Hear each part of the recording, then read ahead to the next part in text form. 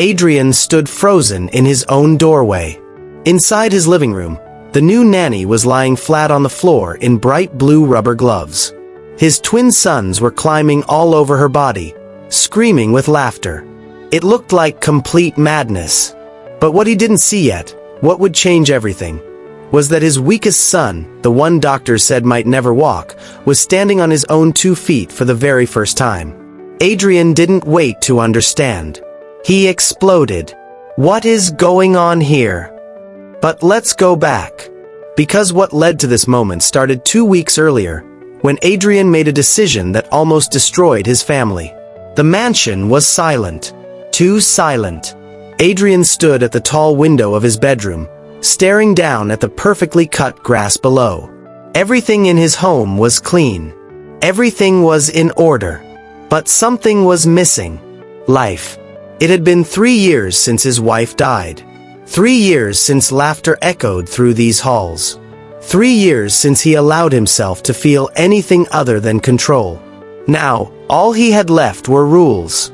And 2 small boys who barely looked at him anymore. Adrien walked down the long staircase. In the kitchen, Mrs. Beatrice was wiping down the counters with her usual sour expression. She had worked for him for over a decade. She was loyal. She was tough. And she hated every nanny he ever hired. "Good morning, sir," she said without looking up. "Morning," Adrien replied coldly. "Where are the twins?" "Still asleep. The new nanny arrived early this morning. I put her in the guest room." Adrien frowned. "Another one?" "Yes, sir. Her name is Amara. Young. Too young, if you ask me. She smiles too much. Talks too much. Wears cheap jewelry. I already don't trust her." Adrien said nothing. He had heard this before. Mrs. Beatrice never trusted anyone. But this time, something in her voice made him pause. "Keep an eye on her," he said quietly. "I always do, sir." Later that morning, Adrien met Amara for the first time. She stood in the hallway holding a small bag, wearing a simple dress and sandals. Her hair was tied back neatly. She smiled when she saw him. "Good morning, Mr. Adrien," she said with a small bow. "Thank you for this opportunity. I promise to take good care of your children." Adrien studied her face. She looked honest. But so had the others. "You will follow my rules exactly," he said firmly. "No loud games. No mess. No sugar after 6. Bedtime is at 8. If you break any rule, you're done. Understood?" Amara nodded. "Understood, sir." "Good. Mrs. Beatrice will show you the schedule." He turned and walked away before she could say anything else. The days that followed were tense. Amara worked quietly. She fed the twins on time. She cleaned their rooms. She dressed them neatly. But Adrien noticed something strange. The boys smiled around her. Not just polite smiles. Real ones. One afternoon, Adrien stood outside the nursery door and listened. He heard giggles. Soft clapping. A song being sung in a gentle voice. He opened the door slightly and saw Amara sitting on the floor, clapping her hands while Noah laughed and tried to copy her. Eli sat nearby, watching silently. Eli never played. He was the weaker twin, born with muscle problems. The doctors said he might never walk normally. Adrien had accepted it. There was nothing he could do. But Amara didn't seem to accept anything. She turned to Eli and held out her hands. "Come on, little man. Try again. Just one step." Eli shook his head. "It's okay," she whispered. "I'll catch you." Adrien felt something twist in his chest. He closed the door quietly and walked away. 2 weeks later, Adrien announced he was leaving for a business trip. "I'll be gone for 3 days," he told Mrs. Beatrice. "Watch her closely. If anything happens, call me immediately." Mrs. Beatrice nodded with a dark smile. "Don't worry, sir. I will." But Adrien didn't leave. Instead, He checked into a hotel across town and waited. On the second night, he returned home in secret, parking his car far down the road. He entered through the back door using his private key. The house was quiet. Then he heard uncontrolled laughter. It was coming from the living room. Adrien's heart pounded. He moved quickly down the hallway and stopped at the doorway. What he saw made his blood boil. Amara was lying flat on her back in the middle of the expensive white carpet, wearing bright blue rubber gloves. Her uniform was wrinkled. Her hair was messy, and his two sons were climbing all over her. Noah was standing on her stomach, bouncing and giggling. Eli was gripping her arm, trying to pull himself up. "Shake the building! Shake the building!" Noah screamed with joy. Amara wiggled her body, making them both wobble and laugh even harder. Adrien's fists clenched. This was not discipline. This was not respect. This was chaos. And then he saw it. Eli standing on his own 2 feet, balancing on Amara's leg, smiling and steady for the first time in his life. But Adrien didn't see the miracle. He only saw the mess. "What is going on here?" His voice exploded through the room like thunder. Amara's eyes went wide. The twins froze. Then Eli lost his balance and fell hard onto the carpet. Noah tumbled sideways, hitting his elbow. Both boys started crying. "Get off her! Now!" Adrien stormed forward and grabbed Noah roughly by the arm, pulling him away. He scooped up Eli with his other hand. The boys screamed louder, reaching back toward Amara with tears streaming down their faces. "Nana! Nana!" they wailed. Adrien's jaw tightened. They had never called him anything but father, and even that was rare. Amara scrambled to her feet, pulling off the blue gloves. "Sir, please, I can explain." "Explain what? That you're rolling around on my floor like a child? That you're teaching my sons to be wild and disrespectful?" "No, sir, it's not like that. I was helping Eli with..." "Helping him?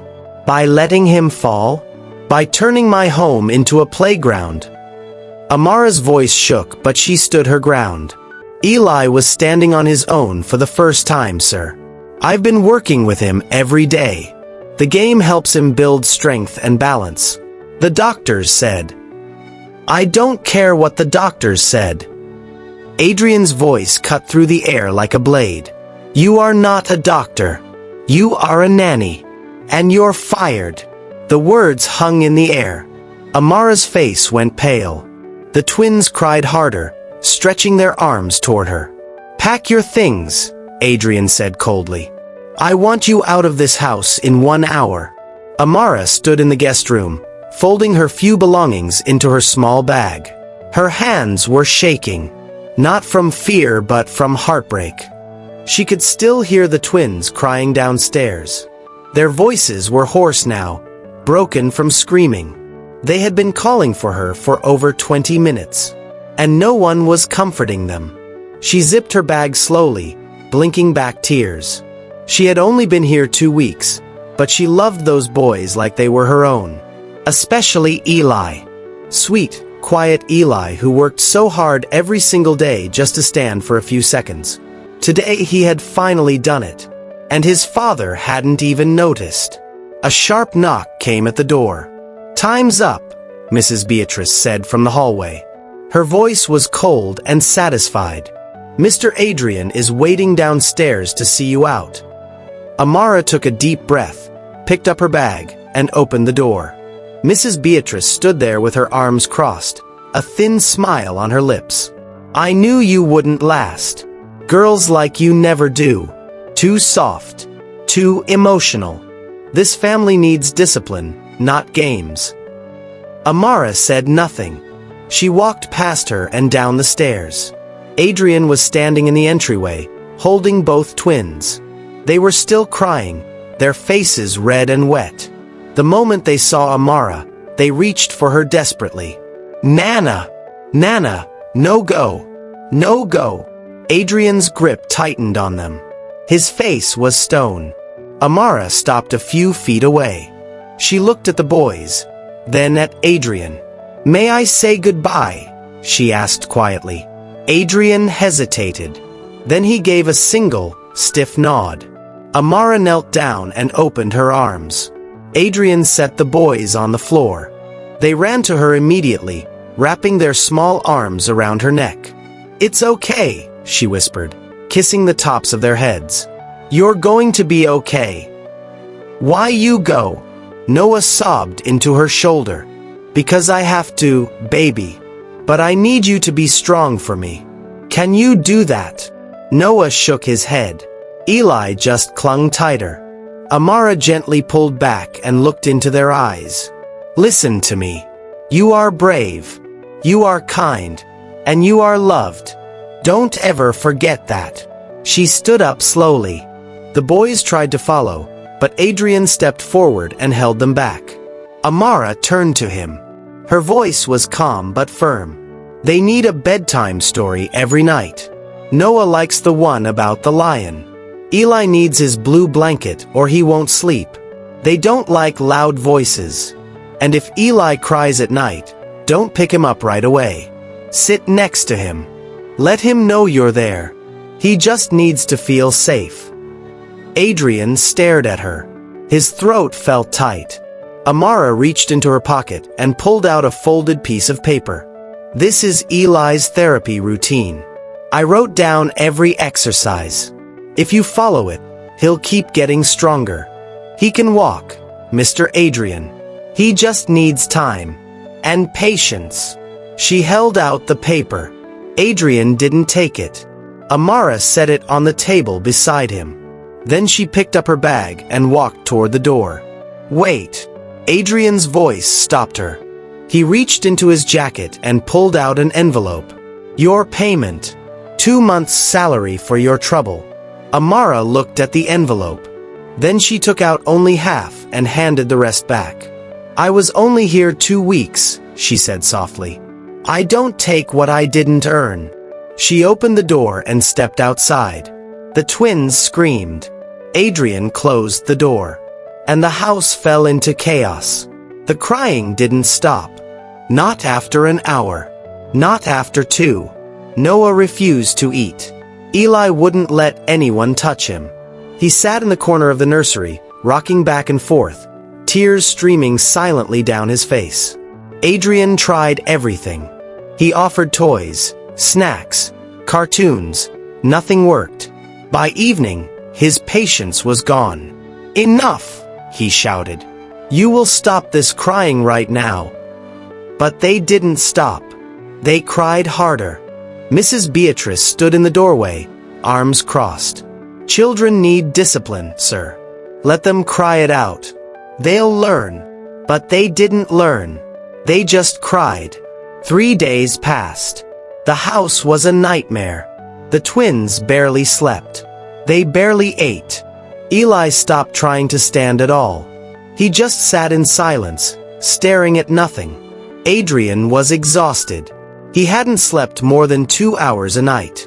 On the 4th morning, he stood in the nursery doorway and watched Eli sitting alone on the floor, clutching the blue blanket Amara had mentioned. The boy looked empty. Adrien's chest ached. He pulled out his phone. His thumb hovered over Amara's number. Pride told him not to call. But desperation was louder. He dialed. Amara answered on the 2nd ring. "Hello." Adrien's voice was rough and tired. "It's Adrien. I need you to come back." Silence.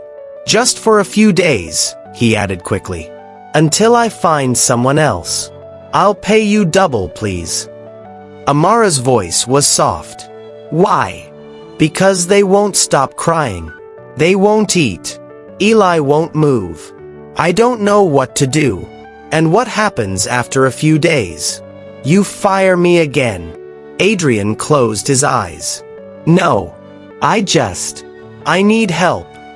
"You don't need help, Mr. Adrien. You need to see your children. Really see them." "I'm trying." "Are you?" The line went quiet. Then Amara sighed. "I'll come. But only for the boys. Not for you. That's fine. I'll be there in an hour. She hung up. When Amara walked through the door, the change was instant. Eli's head lifted. His eyes went wide. Nana! He pushed himself up, stumbled, fell, got up again. And then, step by step, he walked across the room toward her. Adrien stood frozen in the hallway, watching. Eli reached Amara and collapsed into her arms, sobbing with relief.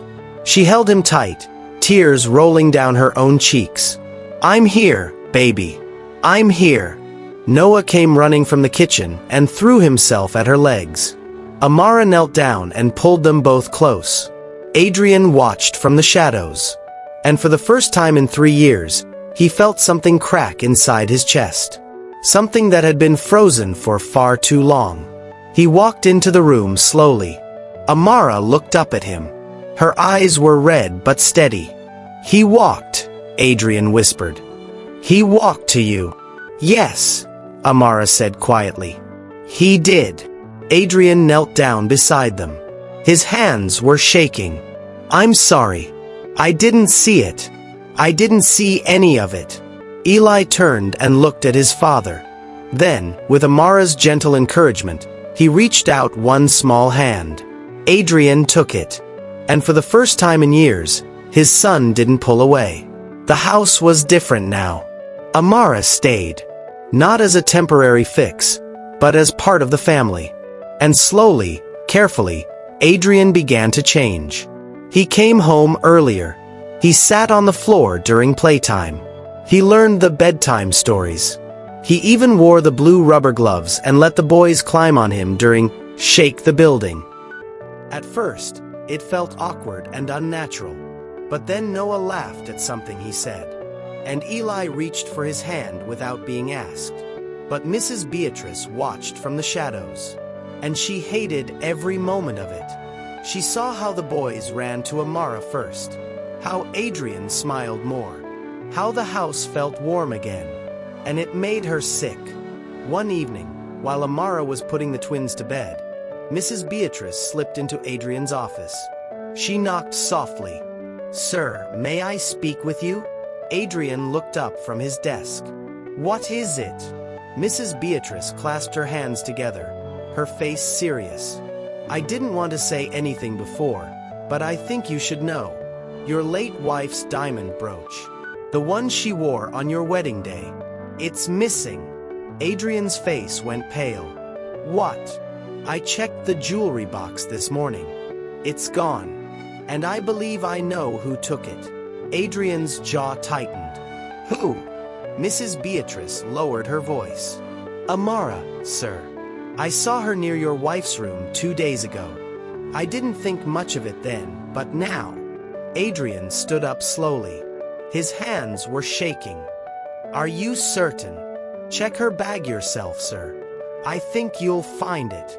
20 minutes later, Adrien stood in Amara's room.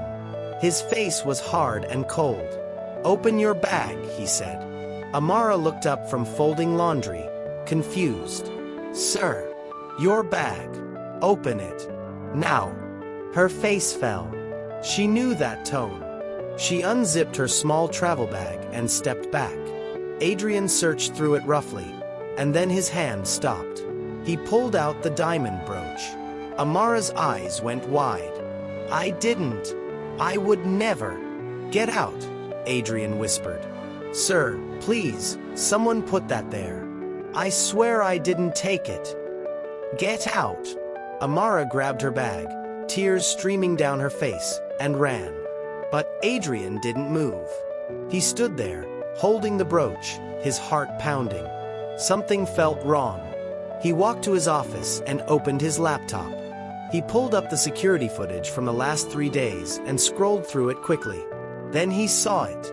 Mrs. Beatrice, entering Amara's room while she was outside with the twins, slipping something small and shiny into the bag, looking around, then leaving with a satisfied smile. Adrien's blood turned to ice. He saved the video. Then he walked downstairs. Mrs. Beatrice was in the kitchen, humming softly. Mrs. Beatrice. She turned, smiling. Yes, sir. Adrien held up his phone. I checked the cameras. Her smile vanished. I saw everything, he said, his voice low and shaking with anger. You planted it. You lied. You tried to destroy an innocent woman because you were jealous. Mrs. Beatrice's face twisted. Jealous? Of her. She's nothing. A cheap girl trying to replace your wife. My wife is gone, Adrien shouted. And I've been so busy protecting her memory that I forgot to live. Amara didn't replace anyone. She brought my sons back to life. And you tried to take that away. Mrs. Beatrice said nothing. You're fired. Pack your things. I never want to see you again. She left without another word. Adrien found Amara sitting on the front steps, crying. He sat beside her. I'm sorry. I saw the footage. I know you didn't take it. Amara wiped her eyes but said nothing. I've spent 3 years building walls, Adrien continued. I thought control would protect my sons. But all it did was push them away. You showed me what I was too blind to see. That love isn't about rules. It's about presence.